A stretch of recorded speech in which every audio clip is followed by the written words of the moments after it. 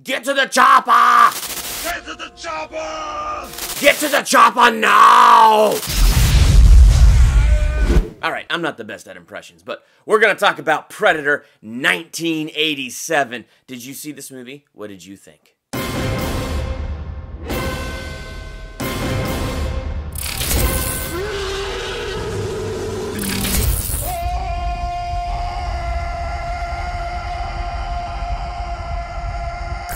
Welcome to Durbania, I'm Durbin, and this is my theological analysis for Predator 1987, starring Arnold Schwarzenegger and Carl Weathers. I can't say that dude's name without thinking about him being Tobias's acting coach on Arrested Development. That show has ruined so much for me, but oh my gosh, this was a really fun movie. I'm not doing this video alone. I'm doing this with Cody Leach. We're both excited for The Predator. I've never seen 1987's Predator, so I'm watching this for the first time, getting prepared, and Cody Leach over on his channel has got his own review, his own thoughts, and his own views of this movie. So if you're here from Cody Leach's channel because he pointed you here, welcome and thanks for checking this out. If you haven't yet gone over to Cody Leach's channel, I have the link to his channel in my description. You could link over there and check out his thoughts on Predator. So this movie, I haven't seen it since I was a toddler because my mom loves action movies and she loves sci-fi movies. So when you combine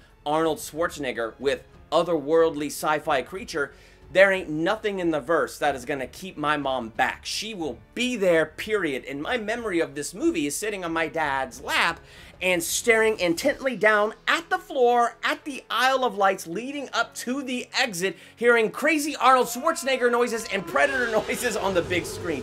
Now, finally, adult Durbin comes and watches this movie, and I had a great time because I love late 80s, 90s Arnold Schwarzenegger action movies. He's got to be one of my favorite action heroes.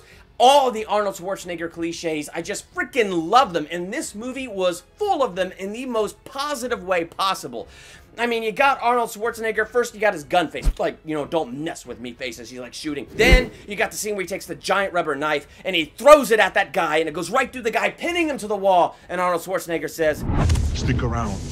Oh, my gosh, I love those cheeseball moments. And then, of course, because Arnold Schwarzenegger's a world-class bodybuilder, we gotta show that off.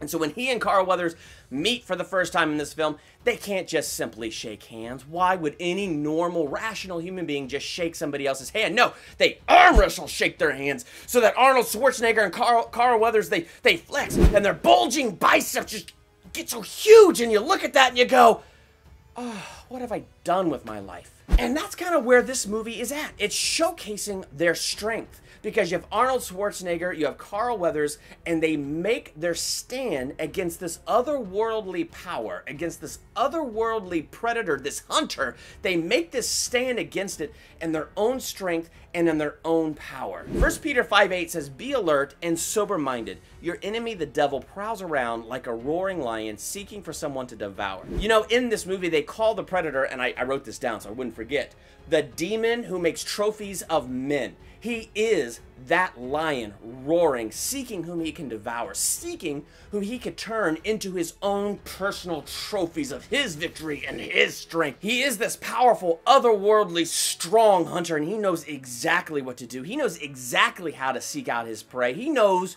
what he's doing.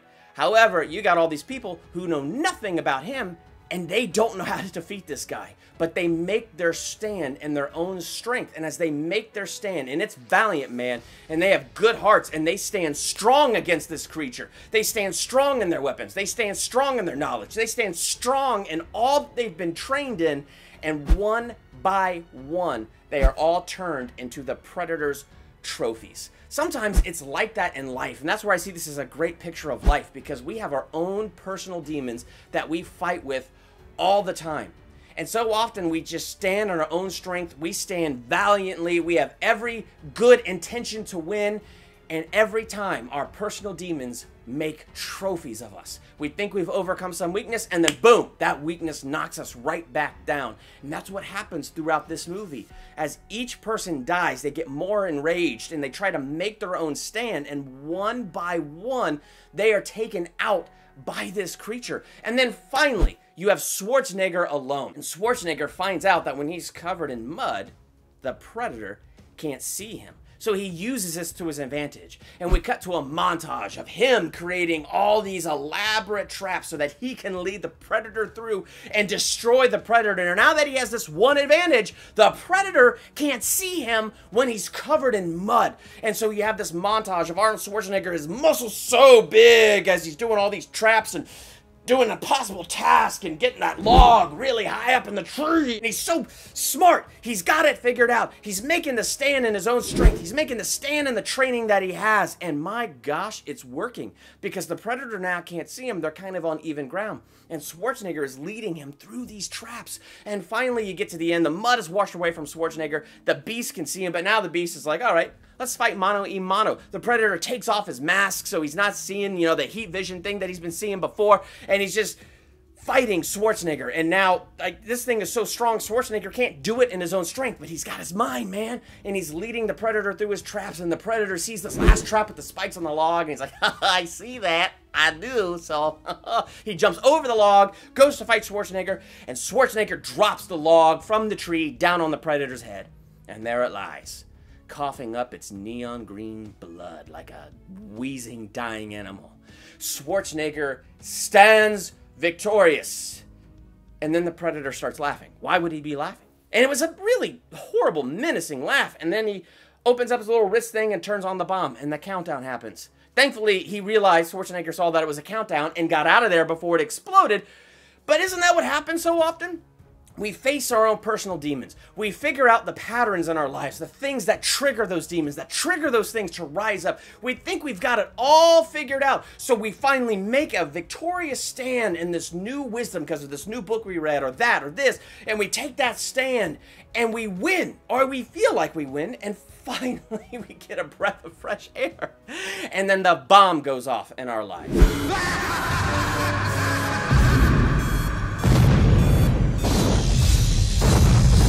And it's like, gosh, did I ever even really have victory to begin with? And it just begins to feel so helpless.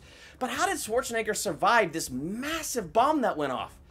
The dude took shelter. He took a shelter somewhere that was strong enough that when the blast went off, he survived. In James 4:7, it says, submit yourselves then to God. Resist the devil and he will flee from you. So often we skip the submit part and we do the resist part because we want to hang on to some measure of control. We want to feel like we got some measure of power. If we could do this on our own strength, if we could do this with our own plan, if we could do this with our own willpower, and we can resist these addictions, we can resist these personal demons in our lives. If we can stand in that strength and resist it, no matter how many times we fail, at least we feel like we got some measure of control. So we ignore this submit to God part because it's hard to admit I don't have control anymore. It's hard to admit I don't have the strength to fight this. It's hard to finally just surrender and come under somebody else's power. But that's what that's talking about. Submitting to God, putting ourselves under his power, putting ourselves under his shelter, and standing firm on the foundation that he made. And when we stand firm on that foundation, submitted under his power, then we resist the devil. That's when he flees, because he's not fleeing our Arnold Schwarzenegger strength or the great traps that we've set or the wisdom that we've shown. He doesn't flee that. He flees when we stand on God's foundation, when we stand under his power and we resist in his power. That's what makes the devil flee. Honestly, in my life, that's a daily battle. Daily, I've got to submit myself. And the reason it's a daily thing is because we live in a world that's fallen. And so there's an active enemy in this world wanting to destroy our faith and destroy our lives. But daily, it's about submitting to God and coming under his power and resisting the devil, resisting the predator in his power so that the predator will flee. When we gather with those that have faced the same personal demons that we have faced and faced the same challenges and the same things and have submitted themselves to God, and we can follow their example and confess our stuff to them, and they can tell us their stories and we can grow. Imagine the power that's in that as well. Now, when you watch The Predator, what do you see in this movie? What kind of messages do you find? Let's talk about it in the comments. And how excited are you for The Predator? Are you excited to see this movie? Let's talk about it in the comments. Also, while you're down there, click Cody Leach's link, go over to his channel, and check out his video and his thoughts and his review of this movie. And if you love horror films, you'll definitely want to hit subscribe there on Cody Leach's channel. That dude has introduced me to the horror movies I've talked about on this channel. So definitely check out his channel and see what he's got going over there, and check out his Predator video. And hey, hit the subscribe button here on Durbania to become a Durbanian, and hit the bell by the subscribe button so you're notified for my next theological analysis or movie review or ranking video theological analysis. Did I say that already? Probably. Or anything else that I do here. I'm Durbin. Thanks for checking out Durbania.